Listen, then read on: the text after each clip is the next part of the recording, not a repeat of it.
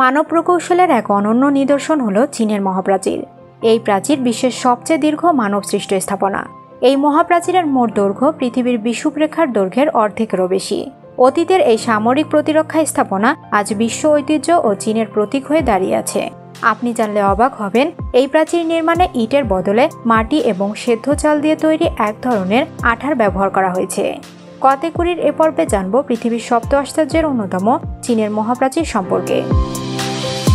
চীনের মহাপ্রাচীর বলতে কোনো একক প্রাচীরকে বোঝায় না। চীনের বিভিন্ন রাজবংশের আমলে তৈরি প্রাচীরগুলোকে একত্রে দ্য গ্রেট অল চায়না বলা হয়।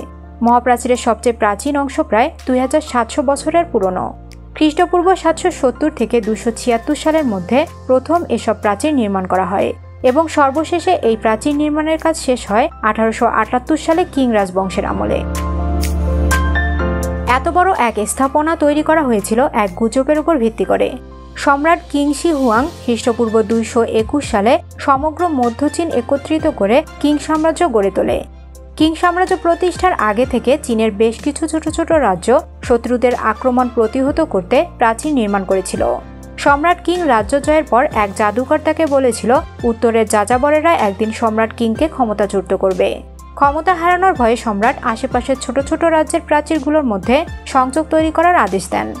খ্রিস্টপূর্ব 220 থেকে 200 সালের মধ্যবর্তী সময়ে দেয়ালগুলোর মধ্যে সংযোগ সাধন করা হয়, আর তখনই চীনের ছোট ছোট প্রাচীর মহাপ্রাচীরের আকার ধারণ করে। সেই প্রাচীরের খুব সামান্যই এখন অবশিষ্ট আছে। বর্তমান প্রাচীরের যেসব অংশ দেখা যায় তার অধিকাংশই মিং রাজবংশের শাসনামলে নির্মিত হয়। শুরু থেকে শেষ পর্যন্ত মহাপ্রাচীর নির্মাণে অবদান রেখেছে চীনের 20টি রাজবংশ। ইতিহাস গবেষণা অনুযায়ী প্রায় 2500 বছর ধরে থেমে থেমে চলা এই নির্মাণ কাজে প্রায় 1 কোটি মানুষকে বিভিন্ন সময় শ্রমিক হিসেবে ব্যবহার করা হয়েছে। সৈনিক, সাধারণ শ্রমিক, বেসামরিক জনতা এবং সাজাপ্রাপ্ত আসামিদেরকেও শ্রমিক হিসেবে ব্যবহার করা হয়েছিল। এই প্রাচীর তৈরি করতে গিয়ে বিভিন্ন সময়ে প্রায় 4.5 লক্ষেরও অধিক লোক মারা যায়। তাদের অনেককে এসব দেয়ালের মধ্যে সমাধি দেওয়া হয়, তাই বিশ্বের সবচেয়ে দীর্ঘ স্থাপনা, সবচেয়ে দীর্ঘ মানব সমাধি হিসেবেও বিবেচিত। চীনের এই মহাপ্রাচীর সম্পূর্ণ মানুষের হাতে তৈরি, যা পৃথিবীর সবচেয়ে বড় স্থাপনা। চীনের মহাপ্রাচীর নির্মাণে ইটের বদলে মাটি এবং সেদ্ধ চাল দিয়ে তৈরি এক ধরনের আঠা ব্যবহার করা হয়। কয়েক হাজার বছরের বেশি সময় ধরে নির্মিত বিভিন্ন স্থানে প্রাচীরের মোট দৈর্ঘ্য প্রায় 21,196 কিলোমিটার।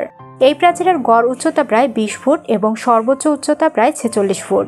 ভৌগোলিকভাবে প্রাচীরের অবস্থানের উচ্চতার বেশ তারতম্য রয়েছে, কারণ বিভিন্ন উঁচু নিচু অঞ্চলে প্রাচীরগুলো তৈরি করা হয়েছিল। এই প্রাচীরের সর্বনিম্ন অবস্থান প্রায় সমুদ্রপৃষ্ঠ বরাবর এবং সর্বোচ্চ অবস্থান 4722 ফুট। এই দেয়াল ছোট ছোট বহু আক্রমণ ঠেকাতে সক্ষম হলেও চেঙ্গিস খানের নেতৃত্বাধীন মঙ্গোল বাহিনী 13 শতকে মহাপ্রাচীর ভেদ করতে সক্ষম হয়। যাদেরকে আটকাতে প্রাচীর নির্মাণ করা হয়েছিল তারাই পরবর্তীতে 100 বছর প্রাচীর নিয়ন্ত্রণ করে। অনেকে বলে থাকেন চীনের প্রাচীর চাঁদ থেকেও দেখা যায়, কিন্তু ব্যাপারটা মোটেও সত্যি নয়।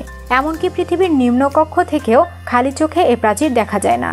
একটি চুলকে যেমন 3 কিলোমিটার দূর থেকে খালি চোখে দেখা সম্ভব নয়, ঠিক তেমনি মহাকাশ থেকে চীনের প্রাচীর খালি চোখে দেখা যায় না। তবে বিশেষ দূরবীনের সাহায্যে মহাকাশ থেকে চীনের প্রাচীর দেখা যায়।